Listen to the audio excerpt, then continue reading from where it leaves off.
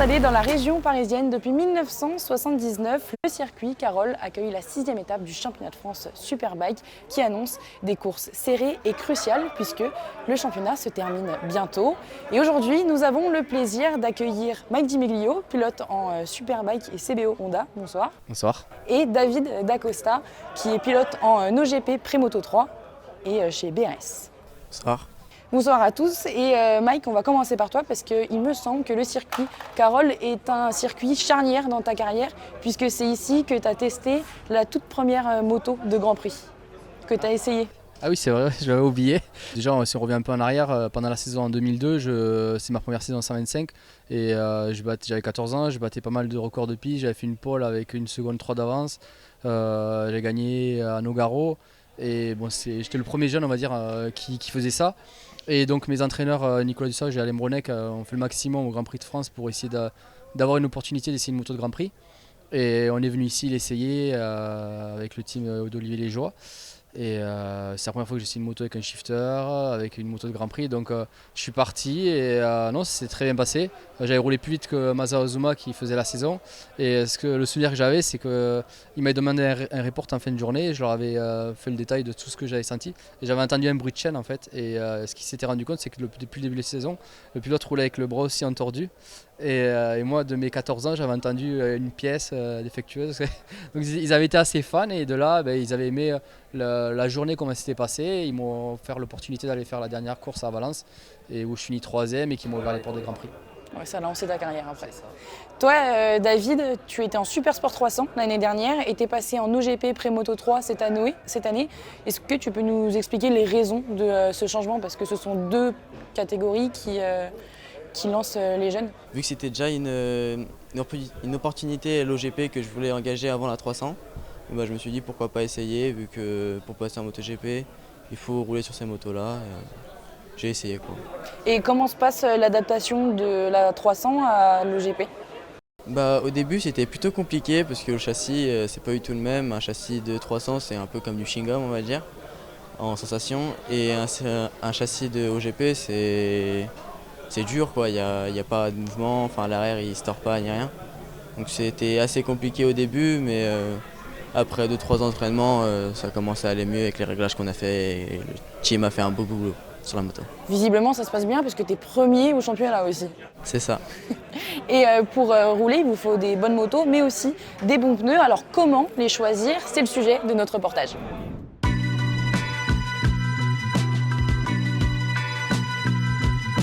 Vous vous êtes sûrement déjà demandé comment sont choisis les pneus pour une course. Premièrement, il y a 3 critères à prendre en compte: le circuit, les conditions météorologiques et le pilote. Le pneu, c'est un compromis. Donc l'idée, c'est de pouvoir proposer le meilleur compromis quand on a connaissance de ces 3 paramètres-là. Quand j'apporte une solution, je lui dis écoute, là il y a ces avantages, il peut y avoir ces inconvénients. Maintenant, après, c'est à toi de voir si tu es capable de gérer les inconvénients tout en gardant ces avantages-là. Donc c'est le pilote qui a le dernier mot. Et une fois que le pilote revient et nous dit bon, il y a ça, il y a ça, il y a ça, soit on adapte les pressions, soit on change carrément de spec, de spécificité. Ce choix se travaille dès le début du week-end dans des conditions similaires à la course. Les essais libres, tu vas avoir 2 essais pour ta qualification, donc tu vas tester ta performance pure. Et l'avantage qu'on a, c'est qu'on a 30 minutes, 40 minutes et 40 minutes. C'est extrêmement important parce que ça permet de déterminer, de choisir son pneu de course. Tu peux faire 2 simulations de course pour être sûr que tes pneus puissent tenir correctement le dimanche de la course. Et le jour J, les pilotes comme les manufacturiers veulent gagner. La compétition, elle est saine. C'est la base de notre métier, c'est d'essayer d'être le plus fort, de gagner les courses. Maintenant, on ne se fait pas de cadeaux sur la piste. Et l'idée, c'est bien évidemment de gagner toutes les courses. Quand tu vois ton produit qui est devant ton concurrent, forcément, c'est plus satisfaisant. Parce qu'on est là pour gagner, on n'est pas là pour être dernier. Nous, on sait que dans certaines conditions, on a des points faibles. Et en voyant que ces points faibles sont les points forts de nos concurrents. Donc du coup, on se dit, attends, si eux, ils arrivent à faire cette chose très bien, nous, il faut qu'on travaille à garder nos points forts tout en diminuant nos points faibles. Pour confirmer le développement effectué en amont, rien de mieux que la compétition pour ces marques. Le FSBK permet de confirmer qu'on ne s'est pas trompé dans toute la phase de développement. travaillé avec Yamaha ou avec BM, avec Tecmas, Kenny Forêt, ou bien avec Honda, avec Mike et Alan, c'est des pilotes qui sont des pilotes professionnels. Ça nous permet de prendre des infos sur les produits de demain. On se sert du FSBK pour valider la direction qu'on veut prendre. Il est évident qu'on n'amène pas ici des prototypes qui n'ont jamais roulé. On réduit de 80% le choix, on garde que les 20% des restants qui marchent et on les amène sur les week-ends de course pour les valider en fait. Avec la rivalité, les équipementiers pneumatiques se tirent les uns et les autres vers le haut. C'est l'avantage d'un championnat multimarque. On essaye de rester en compétition avec tout le monde pour faire grandir la performance bien plus rapidement que si on était tout seul dans notre coin. Ça crée de l'émulation et je trouve que c'est bénéfique pour nos pilotes, pour nos clients, parce que ça nous permet de leur offrir chaque année des pneus de plus en plus performants.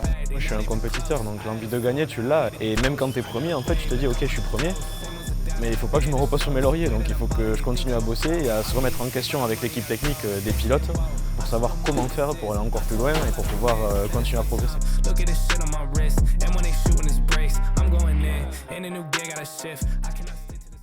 Mike, tu es le grand favori cette saison avec ton palmarès notamment, mais c'est serré avec Kenny Forêt. Qu'est-ce qui va faire la différence pour les 4 dernières courses? Je pense que la différence, il va falloir être méchant, il va falloir aller chercher les points qu'on peut aller chercher, aller à la bagarre. Voilà, on sait que le circuit Carroll, c'est un circuit que Kenny roule vite, donc on bosse dur avec le team, on va essayer d'avoir une moto pour pouvoir se battre jusqu'au final et essayer d'aller chercher les victoires parce qu'il va vouloir aller les chercher. Et si on arrive à partir d'ici toujours en tête ou avec pas beaucoup de points de retard, on va dire qu'on aura fait le boulot. À Pau, j'ai essayé de tenir le maximum pour lui mettre la pression. À chaque fois qu'il me doublait, je le redoublais. On s'est rattaqué, on s'est donné des coups de carénage. Mais bon, c'était un joli fight. Mais à 3 tours de la fin, j'arrive pas à le suivre, donc c'est dommage. Je ne sais pas si j'aurais pu essayer de. Voilà. Le problème, c'est que je suis quand même pas mal tombé en début de saison pendant l'essai. Et des fois, on va dire, on perd un peu la confiance. Donc, entre un 0 ou finir deuxième et prendre 20 points, c'est toujours mieux. Mais bon, là, on arrive dans le final, donc je pense qu'il va falloir prendre les risques un peu plus forts si on veut vraiment aller chercher le titre. Après voilà, je pense que. On sait que c'est pas facile, on va donner le maximum et on verra où on finit au final. Et pour toi, David, rien n'est joué aussi au championnat parce qu'il y a 5 points qui vous séparent avec ton coéquipier Henri Mignot. Est-ce que c'est le moment d'aller décrocher cette victoire pour prendre un petit peu d'écart? Et bah oui, j'espère bien. Ça fait quand même depuis le début de la saison que je l'attends. Je commence à croire que je suis un chat noir un peu. Mais ici, c'est un circuit assez petit, un peu comme une piste de cartes, c'est un circuit que j'aime bien. J'ai une question par rapport à Henri Mignot parce que vous êtes coéquipiers, vous vous battez pour le titre. Comment ça se passe entre vous deux? Alors entre nous deux, sur le paddock, on est meilleurs amis, sur ça il n'y a pas de problème. Par contre, quand on met notre casque, là c'est différent, c'est chacun pour sa pomme. Et si quelqu'un essaie de prendre la roue, surtout là à Carroll, avant la dernière course, on tire tout droit, on rentre au stand, il n'y a pas de cadeau. Et en début de saison, on avait fait un reportage avec toi et tu nous disais que tu avais dû perdre du poids pour te préparer à la saison, que tu avais dû aussi te réadapter au format sprint. Est-ce que tu as dû encore élever ton niveau de travail par rapport à la concurrence à laquelle tu fais face? Bien sûr, on essaie de travailler au maximum avec mon coéquipier, on essaie de beaucoup s'aider pendant les essais pour essayer de progresser, de prendre de chacun. Mais si on travaille bien en équipe et qu'on s'entraide, je pense qu'on peut pousser le niveau plus haut. Donc je pense que c'est un bon travail d'équipe qui fait qu'on arrive à faire les résultats qu'on fait actuellement. Et en parlant de vos saisons, je vous propose de regarder le résumé de vos courses à Carroll. Commençons ce résumé avec l'OGP et le titre d'Evan Boxberger en NSF 250. Malgré une chute le matin, le pilote PMR est titré à l'issue de la course 2 à Carroll. Pour le reste de la catégorie, Jules Berceau fait 3e le matin, derrière le 28, Lucas Bosson. L'après-midi, Livio Mirabel monte sur la 3e marche du podium, Jimmy Primo 2e. Enzo Belon, pilote en équipe de France, remporte les 2 manches. En Prémoto 3, Enzo Dupuis fait 3e puis 2e. Quentin Godefroy termine 2 en course 1. Ranty Truchot est 3e pour la suivante. Et gros rebondissement dans la bataille pour le titre, David Dacosta gagne la course du matin alors que son rival Henri Mignot casse son sélecteur. Mais Dacosta est victime d'une casse moteur l'après-midi. Henri Mignot, lui, s'impose malgré une chute. Le 78 mène les Prémoto 3 pour 1 point. En Supersport 300, le week-end était dominé par Justine Pedemonte, auteure de la pole position et vainqueur de la première course avec près de 7 secondes d'avance. Elle s'incline ensuite face à Cyprien Baby qui l'emporte après sa deuxième place du matin. Le numéro 4, Jefferson Delbosque, monte sur la troisième marche du podium 2 fois et Baby conserve les commandes du championnat. Continuons avec les deux plus petites catégories. En Moto 4, Florian François est deuxième des 2 courses. Gabriel Piot gagne le samedi et fait troisième le jour suivant, puisque c'est Matteo Berger qui s'impose troisième la veille. En Moto 5, Elliott Carvalho termine deuxième, puis troisième. Après avoir remporté la première course, Teddy Kenéan est deuxième le dimanche, battu par Roméo Monéron, le 279, troisième en manche 1 et toujours premier des Moto 5, Piot des Moto 4. En sidecar, en F600, Vinet et Pira sont troisièmes de toutes les manches, tout comme les 41, Wissen et Salmon, toujours deuxièmes à l'arrivée, puisque c'est Ted et Vincent Peugeot qui s'imposent lors des 3 courses à Carole et mènent le championnat. En F2, Bergeon et Colombin sont troisièmes des 2 courses principales, ils font deuxième en sprint, et inversement pour Guillard et Écorchard, 2 fois deuxième et troisième le dimanche matin. Avec 3 succès supplémentaires, le duo Palaker et Sessuti est titré champion de France ce week-end. Passons au Supersport 600 où Bartholomé Perrin a été sacré champion de France en Challenger à Carole. Dans cette catégorie jeune, Diego Poncet et Vincent Falcon décrochent chacun une victoire.